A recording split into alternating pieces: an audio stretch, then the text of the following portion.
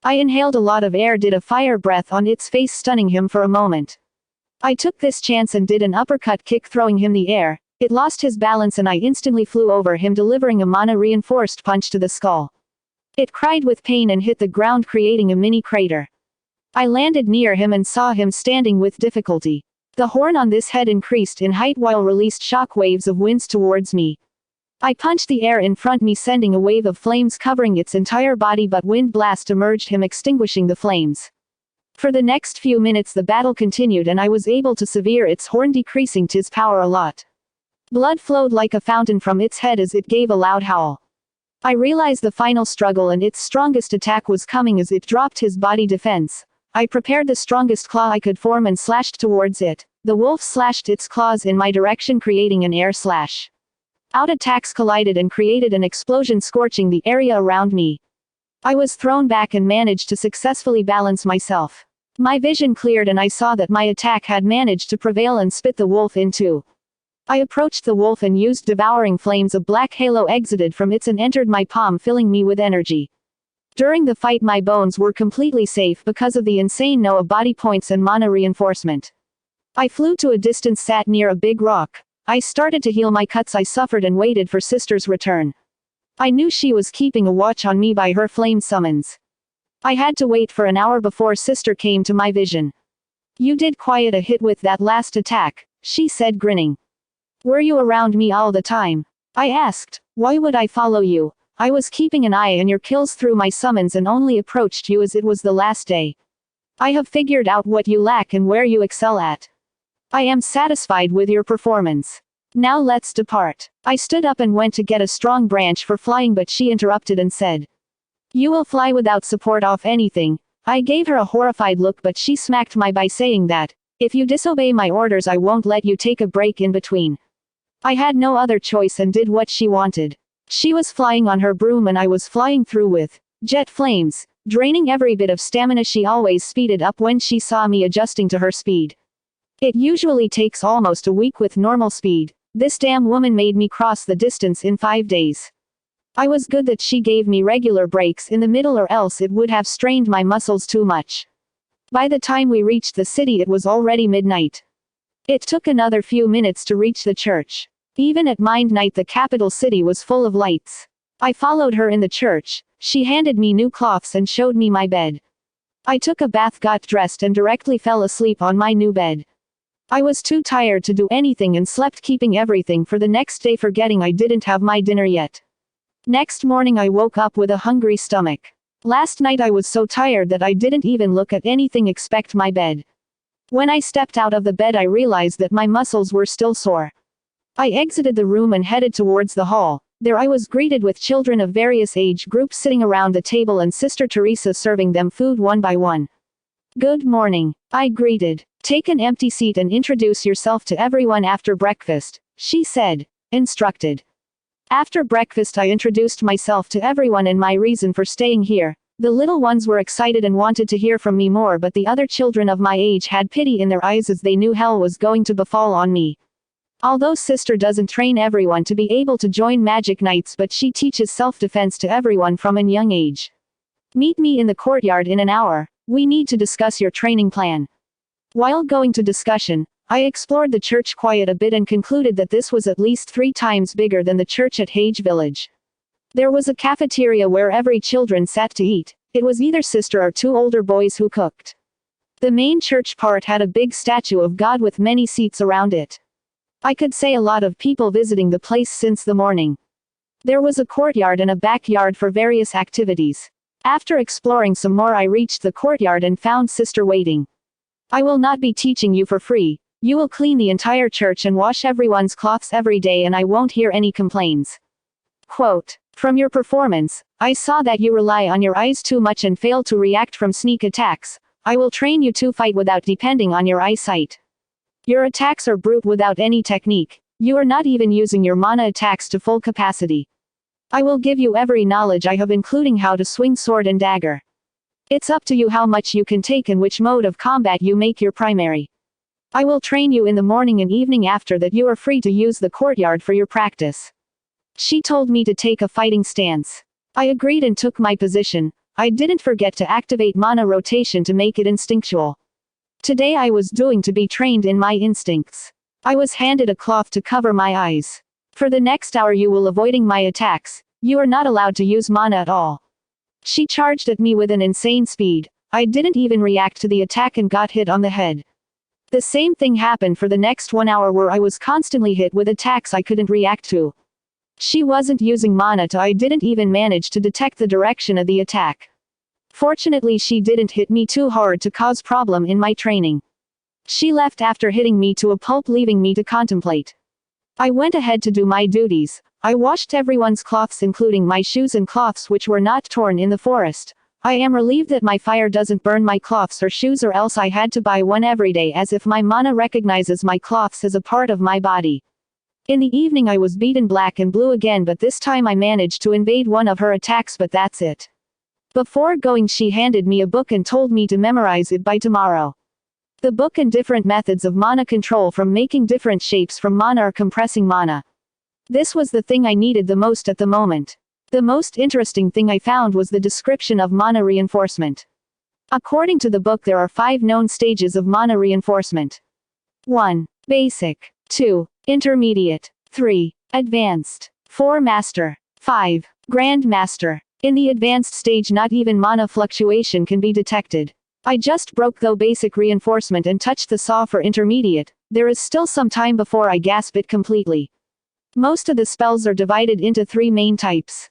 1. Normal magic. Uses mana directly like flame wave, fireball, flame claws etc. 2. Creation magic. Shapes the mana into something before taking effect like sisters flame summons, arrows, armors or creating complicated weapons out of mana. 3. Healing magic. Used to heal wounds by creating a domain over the area. To cast a proper spell an incantation is required. If a mage has enough mastery over the spell then incantation can be omitted. I practiced different types of mana control one by one and sorted according to the difficulty till it was time for dinner. Next day I was beaten up again and didn't manage to react any of her attacks as she increased her speed. In the night I practiced mana control exercised but didn't forget to use my mana rotation. More amount of mana increased mana control difficulty to a higher level. This cycle continued for almost a week. I was getting along with the children pretty easily. Food and housing was good as this place was a lot better than on back in the village. I managed to improve my flame claws due to the insight I gained from the book. What I did earlier was first forming a claws directly out of condensed mana. What I had to do was first form a shape and then condense mana around it. This increased sharpness depending on the mana I used. Today's sister was going to take me somewhere. I was pretty excited as I was getting bored in the church. After packing some cloths and water container we set off. The Clover Kingdom was divided into 4 parts, only 3/5 of which is uncivilized wilderness. The main cities is located at the center of the kingdom. The topmost part is called the Royal Realm situated on an elevated plain. The royal castles, the royal court and headquarters of the Golden Dawn and Silver Eagles is situated. The next part is Noble Realm below the Royal Realm surrounding it. Together the Royal Realm and Noble Realm is called the Upper Realm. Crimson Lions has their base in the Noble Realm with their house in the Royal Realm. The next is Common Realm where most of commoners are nobles who lost their nobility lives. The capital city lies here. Here most of the markets, Magic Knight Arena and many headquarters is located. The Wizard King's castle is here too. The church is located in Common Realm in a city called near just at border of capital. This region is called Middle Ring where most of the citizens live. The last is Forsaken Realm or Outer Ring where small villages like Hage are located. Beyond Forsaken Realm is the Grand Magic Zone. Most of the areas of Common Realm and Forsaken Realm is filled with hills, mountains, small grasslands and forests. The place we were going was a rocky area in the Common Realm. It took us some time as I requested because I wanted to enjoy the scenery. When we reached there I saw the area filled with silver rocks and a cottage in the middle. This area is filled with mana absorbing rocks. These rocks absorb mana from surrounding increasing their weight and hardness. We come here every month and stay for a week. You will hit the surrounding rocks with mana reinforcement. These rocks will help you perfect your mana reinforcement. I nodded and went near the large rock and punched it with mana reinforcement. Surprisingly it didn't even leave a scratch, moreover it absorbed the mana I had on my hands and kept on absorbing from my contact.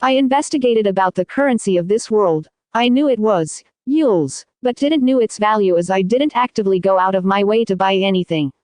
I found the location to the black market whose entrance is apparently same as the anime. Investigating the Magic Knights, I found that 70% of the members are royals and nobles with attitude and rest are people with connections and commoners. Most of the big squad has around 60 to 70 members while small squads have less.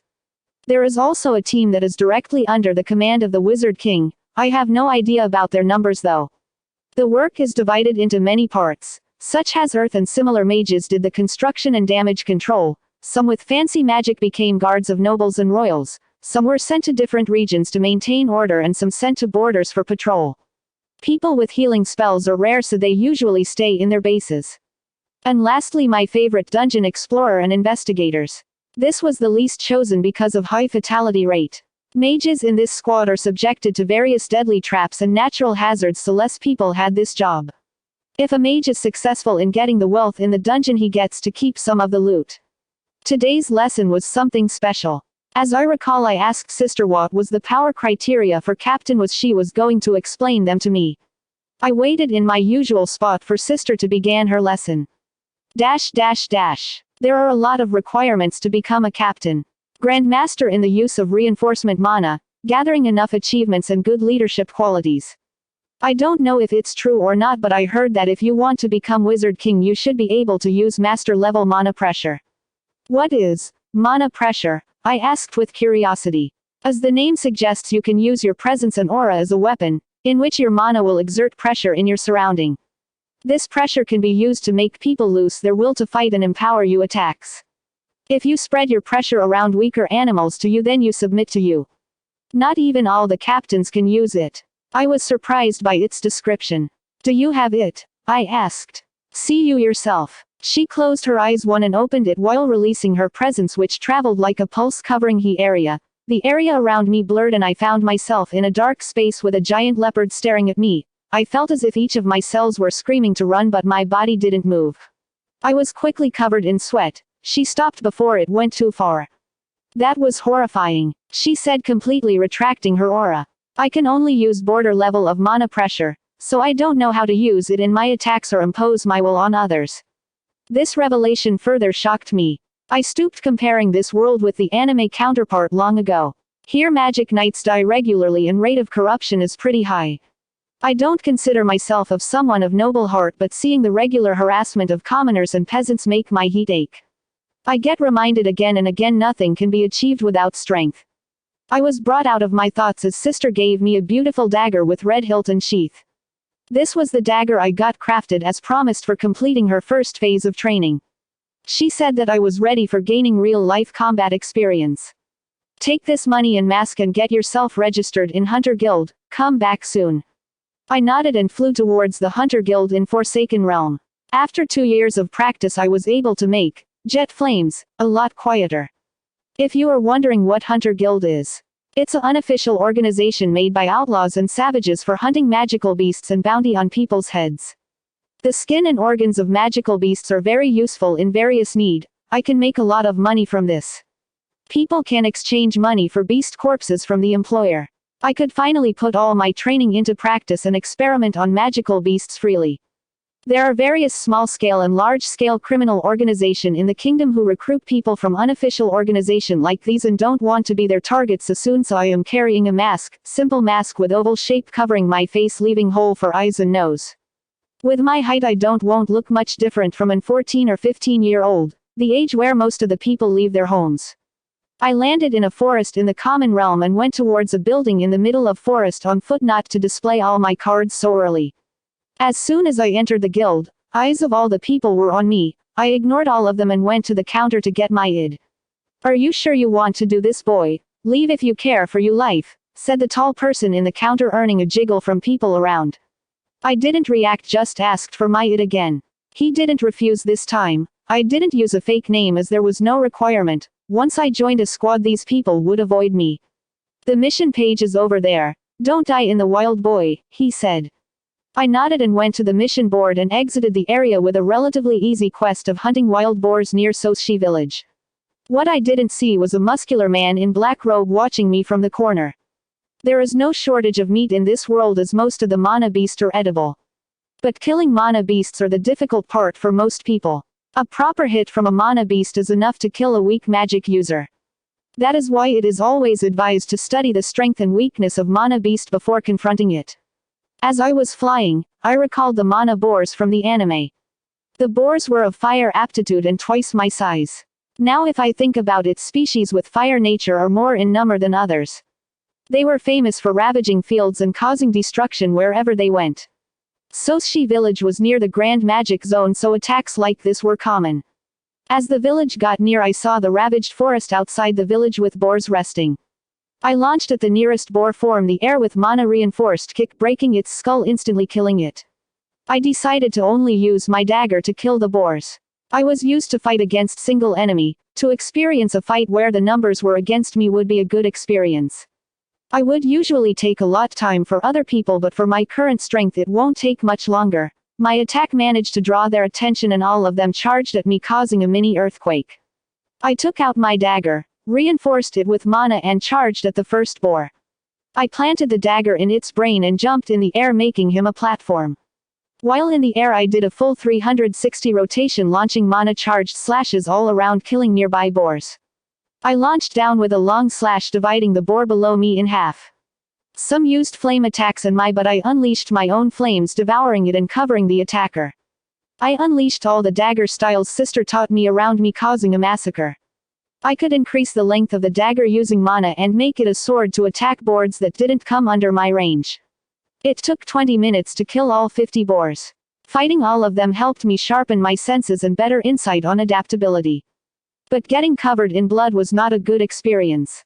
These boars didn't know mana reinforcement like the shadow wolves, so killing them was easy.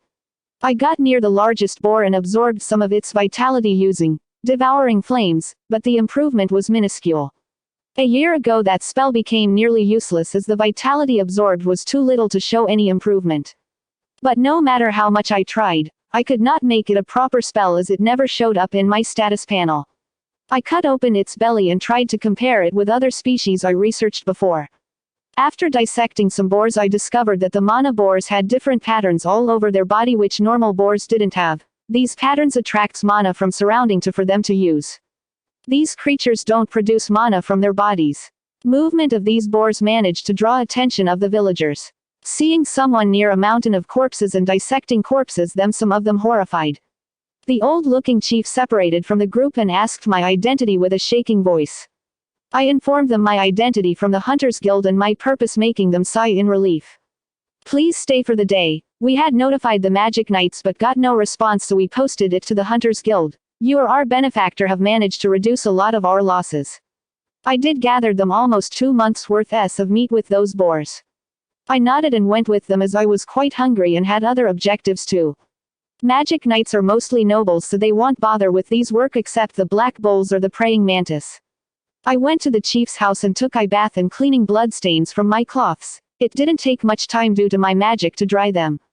Late that day I joined them for dinner. The villagers had a feast with the roasted boars with people cheering and dancing, making me a little nostalgic. There was also a celebration in the Hage village after every harvest.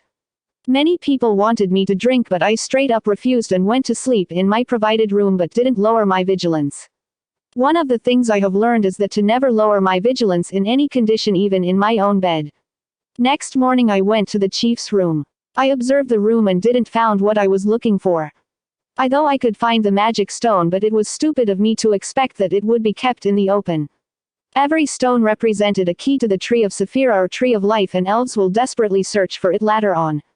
Even if I got the stone, there is no way that I would keep it with me. I am nowhere strong enough to face the elves. The chief came back with a sad face and said that, initially we had posted the reward of 5,000 yules, but we only managed to gather around 4,000 yules. We are sorry, can you please accept this amount? I said that, I will take 3,000, use the rest to fix the damages. The man looked surprised and asked again. I confirmed, making him cheerful and thanking me again. I asked him if he was seen a peculiar stone, but he seems to have no idea or forgot about it. I thanked the villagers for their hospitality and flew towards the guild. I submitted the mission confirmation note I received from the mayor and 10% of my earnings as per agreement. The receptionist was astounded by the number of kills and couldn't help but read out loud earning different reaction, which I ignored and exited the place in a slow pace. I didn't have to wait long, as at the end of the forest I was surrounded by 5 people who looked as if they founded a new prey. When I was near the exit of the forest, 5 people surrounded me with a face showing as if they found a toy. The person who seems like the leader said, "Quite a know of kills you got there, kid. You see I am in need of some money. How about you give me your earning and work for me now on?" Are these people retarded? The person killing 40 boars and returning next day with no harm is clearly not simple. Does living in wilderness numb their intelligence? What if I refuse? I said in a neutral voice. Then this happens. He shot a lightning spell which I easily dodged, making him angry. Men, go beat him up and snatch his money. Don't blame me, kid, this is law of the jungle, said the man. Sigh, why don't they mind their own business? I kicked the nearest person in the abdomen with enough force to make him faint, then punched the guy on the face coming from behind, breaking his nose. One of them tried to use magic, but I made a whip of mana, tied him and slammed him to the nearest tree. The last one had already given my and ran away. Only the leader remained with a pale face. All these happened under 2 minutes. Don't come closer. I am sorry. I will not disturb you again. Please let me go. I zoomed towards him and slammed his head to the ground. I held him by his hair and said, "Don't blame me. It is law of the jungle," and smashing his head again, making him faint. I returned to the church in a foul mood. I would rather avoid killing until there is no option left. I informed sister about my adventure in 2 days and she was happy that I didn't have to stain my hands in blood so early. I hunted continuously for the next 3 months non-stop, sometimes receiving some extra rewards from the clients. My mana core was improving and I estimated that it would take some about 6 months to break into light orange. I had refined my dagger arts a lot. Most of the time people avoided me for the incident, but some people tried their luck and got their limbs broken. Some people even tried to recruit me into their small organization, but the same thing happened with them. I was not scared of the consequences, as big organizations would not bother with me. Currently I am analyzing and fighting Geo Rhino. This beast is serious trouble. Its skin is so hard that my dagger can't pierce it, and my fire didn't cause much damage than just burned skin. It gathers mana from its horns, which is its hardest part of the body. If hit, can cause fatal damage to me. This creature could have become the lord of the forest if not for its low reproductive rate and losing sanity when hungry. This rhino migrated from deep within the Grand Magic Zone and completely destroyed 2 fields. My dagger or knife can't hurt him. My spells can't hurt him. The only way left is damaging its internal organs. I destroyed its eyes with my dagger and blasted flames into his head. I constantly kicked and punched him around for the next half an hour with mana reinforcement, casing internal injury and finally killing it. As the beast died, its skin became softer than before. I dissected the corpse, not damaging its skin and horn as it would sell for the most, and noted the results I found. Day by day I was getting used to seeing blood. Back on Earth I never imagined to be covered in blood. I submitted the corpse to the person requested and kept the horn for myself and got my money. I returned to the guild and submitted my confirmation report. My performance was already recognized in the guild, but today's kill made them respect me more. What I didn't know that the most surprised was the back-cloaked man, the far corner. I exited the building, and when I was about to fly off, my instincts screamed at me. I quickly took out my dagger and tried to parry the sword that was coming for my face. I was pushed away 50 meters by the sheer physical strength of the attacker. I wasn't able to completely parry the attack and my mask was broken, revealing my face. When I saw the man, I cursed within my mind to be subjected to his attacks. The sheer aura and presence he was releasing was enough to petrify my movements and forget about running, as if hands of tentacles of darkness were holding my limbs. I am sure the pressure was controlled so that I don't faint right away, but it was far greater than sisters. I knew that it was not mana pressure, or else I would be fainted right now.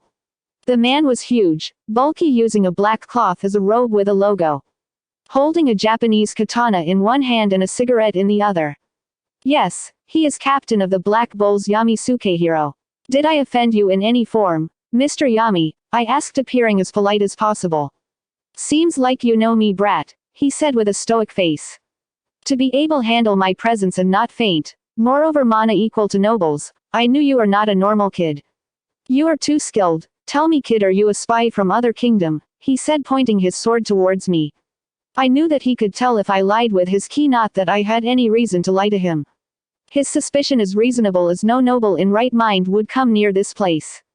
As I didn't learn how to hide my mana, the mana released from my body is no less than a noble. I told him my identity and explained my purpose of joining the Hunters Guild.